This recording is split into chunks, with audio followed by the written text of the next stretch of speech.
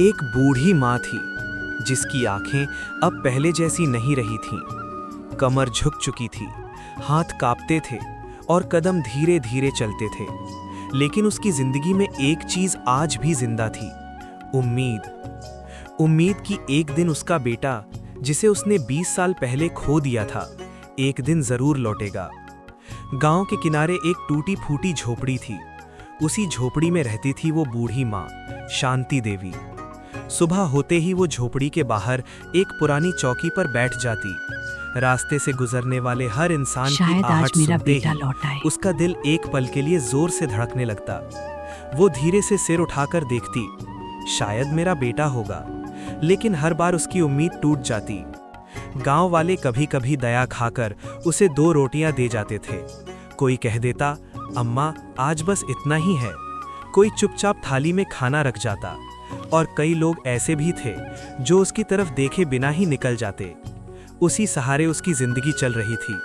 लेकिन उसकी आंखों में हमेशा एक ही सवाल रहता था, मेरा बेटा कब आएगा?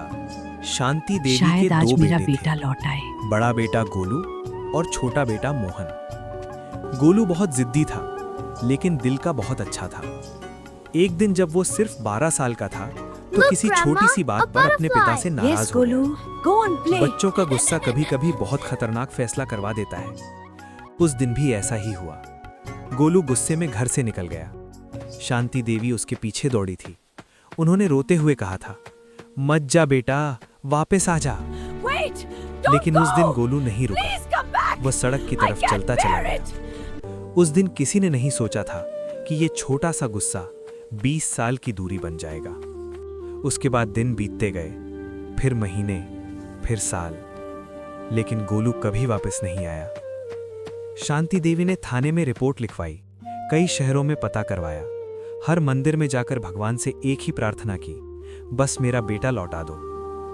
लेकिन कोई खबर नहीं मिली। समय के साथ शांति देवी के पति भी इस दुनिया से चले गए। छोटा बेटा मोहन शादी के बाद शहर में बस गया। वो साल में 1-2 बार गांव आता था, माँ के पैर छूता, कुछ देर बैठता, फिर चला जाता, लेकिन कभी उसे अपने साथ नहीं ले गया। शांति देवी समझती थी कि वो बोझ बन चुकी है, फिर भी हर बार बेटे को जाते देख उसका दिल टूट जाता था। उधर समंदर के बीच एक दूर के आइलैंड में गोलू अपनी जिंदगी जी रहा था। उसे ये भी नहीं पता था कि वो यहाँ कैसे पहुंचा। उसे बस इतना याद था कि वो एक दिन गुस्से में घर से निकला था, फिर स्टेशन पहुंचा, एक ट्रेन में बैठ गया, फिर किसी तरह एक जहाज में चढ़ गया और वो जहाज उसे हजारों किलोमीटर दूर समंदर के बीच एक आइलैंड पर ले आया। जब वो वहां पहुंचा तब वो सिर्फ एक बच्चा था, लेकिन समय के साथ वो बड़ा हो गया। अब वो भेड़ बकरियां चराने का काम करता था। हर सुबह सूरज निकलने से पहले उठता, पुरानी कमीज पहनता, लाठी उठाता और दर्जनों भेड़ों को लेकर जंगल की तरफ निकल जाता। दिन भर जंगलों में घूमता, शाम को उन्हें वापस लेकर लौट आता। यही उसकी जिंदगी थी। लेकिन उसके दिल में एक खालीपन हमेशा रहता था। उसे अपना गांव याद नहीं था, न रास्ता, न जिला, न राज्य, बस कुछ धुंधली यादें थीं। एक माँ जो उसे गोद में बिठाकर खाना खिलाती थी, एक पिता जो कभी डांटते थे और कभी सिर पर हाथ फेरते थे, और एक छोटा भाई जो उसके साथ खेलता था। बस यही 3 चेहरे उसकी यादों में बचे थे। एक दिन जब वह भेड़ों को लेकर जंगल जा रहा था, तो रास्ते में एक कॉलेज पड़ता था। उस कॉलेज के गेट पर एक सिक्योरिटी गार्ड बैठता था। गार्ड कई दिनों से गोलू को देख रहा था। फटे कपड़े, धूप से जला चेहरा और आंखों में अजीब सी उदासी। एक दिन उसने आवाज दी, अरे लड़के, जरा इधर आना। गोलू रुक गया। गार्ड ने पूछा, कहाँ रहता है? गोलू ने धीरे से कहा, मालिक के पास। गार्ड ने फिर पूछा, घर कहाँ है?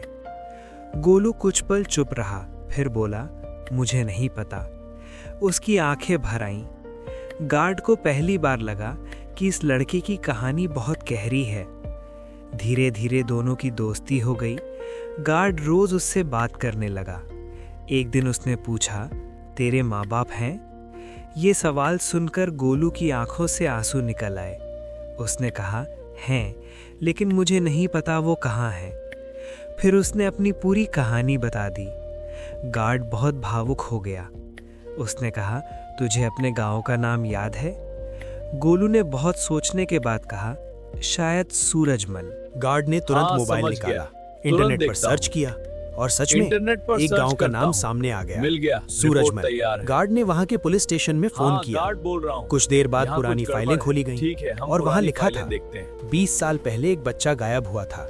नाम गोलू, माँ शांति देवी, पिता रामदयाल।